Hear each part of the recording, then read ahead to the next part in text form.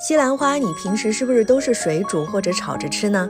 今天我要跟你分享一道芝士焗西兰花的做法，非常的好吃，对我来说可以说是西兰花做法当中的天花板了。如果你喜欢吃西兰花的话，不妨试试这种做法。西兰花切成小朵，可以先用淡盐水浸泡一会儿，然后清洗干净。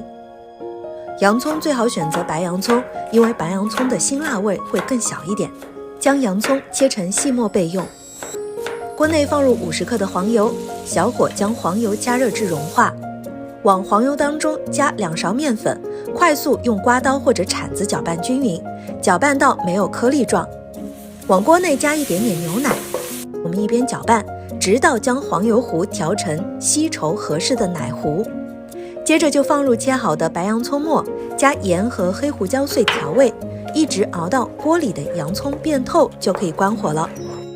最后将焯好水的西兰花摆放在碗底，淋上熬好的奶糊酱，表面撒上芝士碎，将烤碗放入烤箱当中，上下火200度烤15到20分钟就可以了。烤好以后取出来，这道芝士焗西兰花就做好了，尝一口奶香奶香的，简直太好吃了。喜欢的朋友一定不要错过哦。